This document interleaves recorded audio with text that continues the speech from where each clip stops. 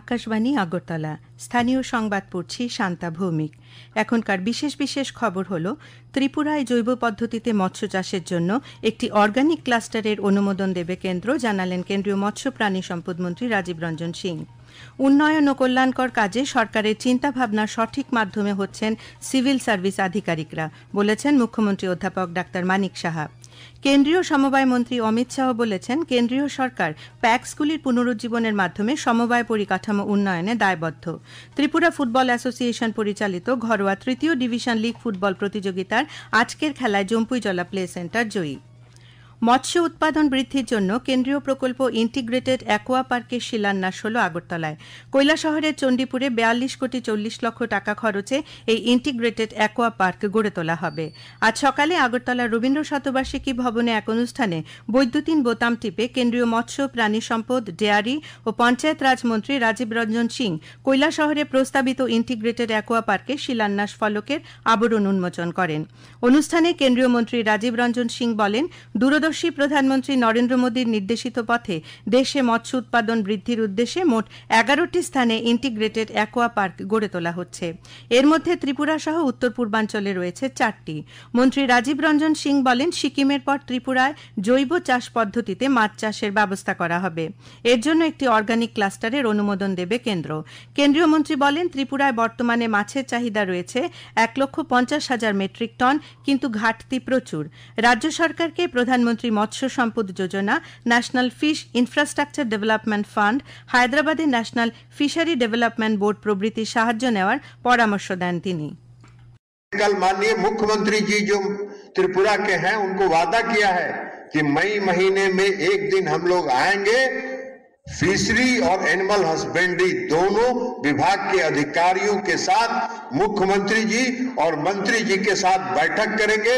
दोनों राज्य के पदाधिकारी एक साथ बैठेंगे और बैठ के पूरी संभावना पर चर्चा करके और जहां जहां केंद्र सरकार कुछ कर सकती है हर संभव मदद करेगी और हर संभव मदद के साथ त्रिपुरा को आत्मनिर्भर बनाने में हम आगे बढ़ेंगे, कोई कसर नहीं छोड़ेंगे। অনুষ্ঠানে কেন্দ্রীয় মৎস্য প্রাণী সম্পদ ও ডেয়ারি রাষ্ট্রমন্ত্রী জর্জ কুরিয়ান বলেন, প্রধানমন্ত্রীর স্বপ্ন 2047 সালের মধ্যে বিকশিত ভারত গঠনে মৎস্য চাষ এক গুরুত্বপূর্ণ ক্ষেত্র। এর আগে ভাষণ দিতে গিয়ে রাজ্যের মৎস্য প্রাণী সম্পদ বিকাশ মন্ত্রী সুধাংশু দাস রাজ্যে ব্যক্তিগত জলাশয়গুলোকেও বাণিজ্যিকভাবে মাছ চাষের কাজে লাগানোর উপর গুরুত্ব দেন। সমাজ কল্যাণ ও সমাজ শিক্ষামন্ত্রী টিঙ্কু রায়ও বক্তব্য রাখেন অনুষ্ঠানে।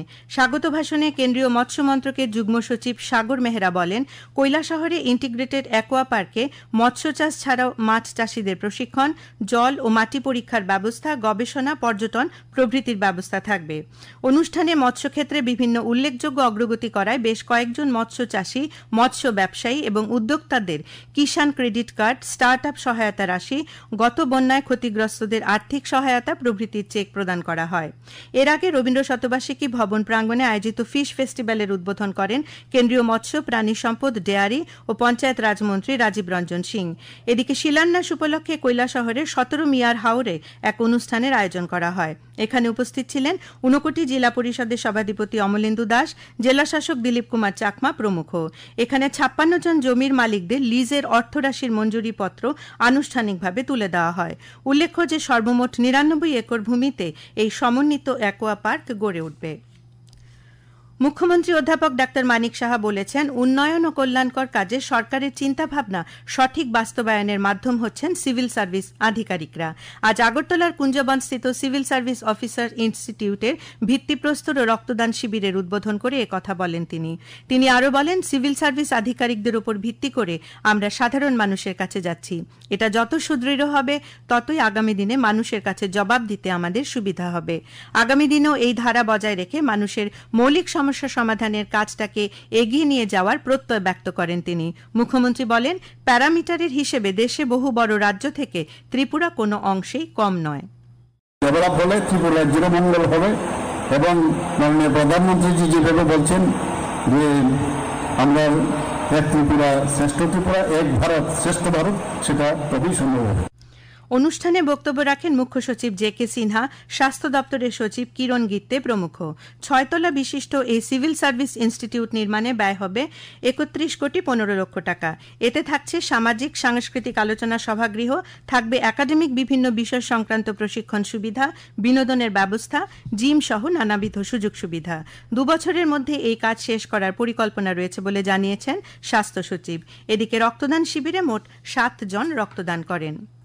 অপারেশন সিঁদুরের সফলতার জন্য ভারতের সেনাবাহিনীকে অভিনন্দন জানিয়ে বিদ্যুৎ মন্ত্রী রতনলাল নাথের নেতৃত্বে আজ মোহনপুরে তিরঙ্গা যাত্রা অনুষ্ঠিত হয়। জাতীয় পতাকা নিয়ে মোহনপুর বিধানসভার বিভিন্ন পঞ্চায়েত থেকে নাগরিকরা তিরঙ্গা যাত্রায় অংশ নেন। বিদ্যুৎ মন্ত্রী জানান, প্রধানমন্ত্রী নরেন্দ্র মোদীর নেতৃত্বে এই বর্বর হত্যালীলার যোগ্য জবাব দেওয়া হয়েছে। আজ মজলিশপুর বিধানসভার অন্তর্গত রানীর বাজার এলাকায় তিরঙ্গা যাত্রার আয়োজন করা হয়। উপস্থিত ছিলেন পর্যটন মন্ত্রী সুশান্ত চৌধুরী সহ অন্যান্য দলীয় কার্যকর্তারা। অন্যদিকে বনমালীপুর মণ্ডলে আয়োজিত তিরঙ্গা যাত্রায় উপস্থিত ছিলেন বিজেপি রাজ্য সভাপতি রাজীব ভট্টাচার্য। বামুটিয়া বিধানসভার গান্ধীগ্রামে তিরঙ্গা যাত্রা অনুষ্ঠিত হয় বৈদ্যনাথ মজুমদার অডিটোরিয়াম প্রাঙ্গণ থেকে। উপস্থিত ছিলেন বিজেপির বামুটিয়া মণ্ডল সভাপতি শিবেন্দ্র দাস, প্রাক্তন মন্ত্রী প্রকাশ দাস প্রমুখ। এদিকে ঊনকোটি জেলার কুমারঘাটেও আজ বিকেলে তিরঙ্গা যাত্রা অনুষ্ঠিত হয়। ভারতীয় সেনাবাহিনীর পরাক্রমকে সম্মান জানিয়ে ও দেশের সার্বভৌমত্ব রক্ষায় অপরিসীম অবদানকে শ্রদ্ধায় স্মরণে রেখে এই কর্মসূচির আয়োজন করা হয়। স্থানীয় পাবিয়াছড়া স্কুল মাঠ থেকে এই কর্মসূচিটি শুরু হয়ে কুমারঘাটের বিভিন্ন পথ পরিক্রমা করে। কর্মসূচিতে উপস্থিত ছিলেন বিধায়ক ভগবান চন্দ্র দাস, ঊনকোটি জেলা পরিষদের সহকারী সভাধিপতি সন্তোষ ধর প্রমুখ। ত্রিপুরা, আসাম, মেঘালয় ও মিজোরামের স্থলবন্দর দিয়ে বাংলাদেশের কিছু পণ্য সামগ্রী আমদানির ক্ষেত্রে বিধিনিষেধ আরোপ করা হয়েছে। এছাড়া পশ্চিমবঙ্গের চ্যাংড়াবান্ধা ও ফুলবাড়ি স্থলবন্দর দিয়েও আমদানির ওপর বিধিনিষেধ আরোপ করেছে ভারত সরকারের শিল্প ও বাণিজ্য মন্ত্রক। এই নিষেধাজ্ঞা অনুযায়ী তৈরি পোশাক, ফল, ফলের রস, প্রক্রিয়াজাত খাদ্যদ্রব্য, সুতো জাতীয় জিনিসপত্র, প্লাস্টিক এবং প্লাস্টিকের তৈরি জিনিসপত্র এবং কাঠের আসবাবপত্র আমদানি করা যাবে না। নহবা সেবা এবং কলকাতা সমুদ্র বন্দর দিয়ে এইসব পণ্য আমদানি করা যাবে। তবে বাংলাদেশ থেকে মাছ, এলপিজি, ভোজ্য তেল এবং পাথরের চিপস আমদানি করা যাবে বলে বিজ্ঞপ্তিতে উল্লেখ করা হয়েছে। রাজধানীর কুমারীটিলা থেকে রামঠাকুর সংঘ পর্যন্ত নির্মীয়মান ড্রেনের কাজ আজ ঘুরে দেখেন আগরতলা স্মার্ট সিটি লিমিটেডের প্রধান নির্বাহী আধিকারিক শৈলেশ কুমার যাদব। তিনি বলেন, আগরতলা শহরের Durga Chowmuhani, post office Chowmuhani, Lalbahadur club এলাকা, হরিগঙ্গা বসাক রোড সহ বিভিন্ন জায়গায় ড্রেন নির্মাণ করে ঢাকার কাজ চলছে। তিনি বলেন, বৈদ্যুতিক তার মাটির নিচ দিয়ে নেওয়ার ব্যবস্থাও করা হবে। এর ফলে রাস্তা অনেকটাই প্রশস্ত হবে। রাস্তার মধ্যে বসানো হবে ডিভাইডার। পরিদর্শনকালে তার সাথে ছিলেন কর্পোরেটর লতা নাথ ও হীরালাল দেবনাথ সহ নিগমের আধিকারিকরা। দক্ষিণ জেলা পরিষদের সভাধিপতি দীপক দত্ত আজ বিলোনিয়ার বল্লামুখা ও উত্তর বিলোনিয়ার সীমান্ত এলাকা পরিদর্শন করেন। গতকাল রাতে 2 ঘণ্টা বৃষ্টিতে এলাকায় শতাধিক কানি ধানের জমিতে জল জমে গেছে। এর ফলে ফসল নষ্ট হওয়ার আশঙ্কা থাকা কৃষকদের সঙ্গে তিনি কথা বলেন। প্রসঙ্গত, ওপারের বাংলাদেশের কালিকাপুর এলাকায় উঁচু বাঁধ তৈরি করে জল নিষ্কাশনের রাস্তা বন্ধ করে দেওয়ার কারণেই কৃষকদের জমিতে জল জমে যায়। এ খবর শুনছেন আকাশবাণীর আগরতলা কেন্দ্র থেকে। কেন্দ্রীয় স্বরাষ্ট্র ও সমবায় মন্ত্রী অমিত শাহ প্যাক্সগুলির আর্থিক পুনরুজ্জীবনের লক্ষ্যে নতুন নীতি ঘোষণার পরিকল্পনার কথা বলেছেন।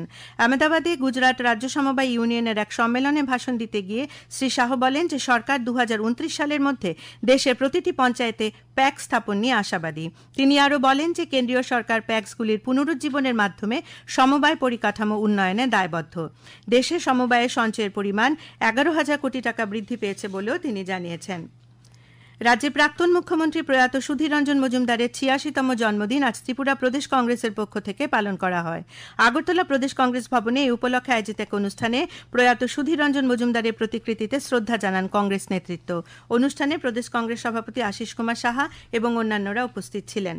ভারতের ছাত্র ফেডারেশনের অষ্টাদশ বিলোনিয়া মহকুমার সম্মেলন আজ বিলোনিয়ার করুণা রায় স্মৃতি ভবনে অনুষ্ঠিত হয়।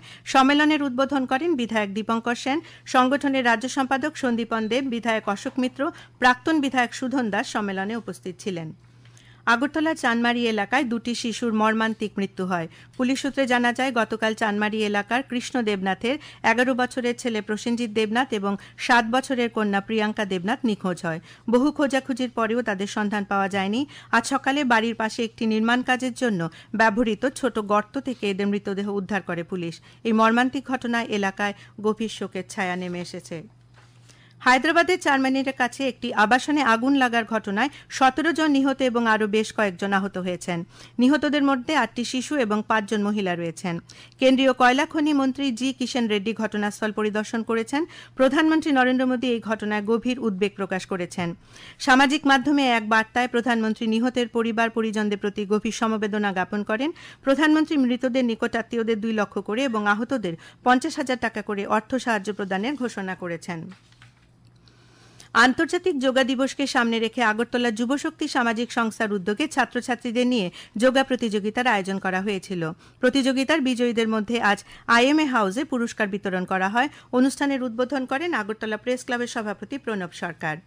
ত্রিপুরা ফুটবল অ্যাসোসিয়েশন পরিচালিত ঘরোয়া 3য় ডিভিশন লিগ ফুটবল প্রতিযোগিতার আজকের খেলায় জম্পুইজলা প্লে সেন্টার জয়লাভ করেছে। উমাকান্ত মিনি স্টেডিয়ামে অনুষ্ঠিত খেলায় জম্পুইজলা প্লে সেন্টার 6-0 গোলে পান্তুই স্পোর্টিং সোসাইটিকে পরাজিত করে। আবহাওয়ার খবর। আগামী 24 ঘন্টায় রাজ্যের সব জেলায় বিক্ষিপ্তভাবে বজ্রবিদ্যুৎ সহ ঘন্টায় 40 থেকে 50 কিলোমিটার বেগে ঝড়ো হাওয়া বয়ে যাওয়ার সতর্কতা জারি করা হয়েছে। এছাড়া উত্তর, ঊনকোটি, ধলাই, খোয়াই, পশ্চিম এবং সিপাহীজলা জেলায় বিক্ষিপ্তভাবে ভারী বৃষ্টিপাতেরও সতর্কতা জারি করেছে আবহাওয়া দপ্তর। আগামীকাল আকাশ সাধারণত মেঘাচ্ছন্ন থাকবে। তাপমাত্রা সর্বোচ্চ 33 ডিগ্রি সেলসিয়াস এবং সর্বনিম্ন 24 ডিগ্রি সেলসিয়াসের কাছাকাছি থাকবে। আজ দিনের সর্বোচ্চ তাপমাত্রা ছিল 33.3 ডিগ্রি সেলসিয়াস এবং সর্বনিম্ন 24.2 ডিগ্রি সেলসিয়াস। শেষ করার আগে বিশেষ খবরগুলি আরেকবার। কেন্দ্রীয় মৎস্য প্রাণী সম্পদ মন্ত্রী রাজীব রঞ্জন সিং জানিয়েছেন, ত্রিপুরায় জৈব পদ্ধতিতে মৎস্য চাষের জন্য একটি অর্গানিক ক্লাস্টারের অনুমোদন দেবে কেন্দ্র। উন্নয়ন ও কল্যাণকর কাজে সরকারের চিন্তাভাবনার সঠিক মাধ্যম হচ্ছেন সিভিল সার্ভিস আধিকারিকরা, বলেছেন মুখ্যমন্ত্রী অধ্যাপক ডাক্তার মানিক সাহা। কেন্দ্রীয় সমবায় মন্ত্রী অমিত শাহ বলেছেন, কেন্দ্রীয় সরকার প্যাক্সগুলির পুনরুজ্জীবনের মাধ্যমে সমবায় পরিকাঠামো উন্নয়নে দায়বদ্ধ। ত্রিপুরা ফুটবল অ্যাসোসিয়েশন পরিচালিত ঘরোয়া 3য় ডিভিশন লিগ ফুটবল প্রতিযোগিতার আজকের খেলায় জম্পুইজলা প্লে সেন্টার জয়ী। স্থানীয় সংবাদ আজকের মতো এখানেই শেষ।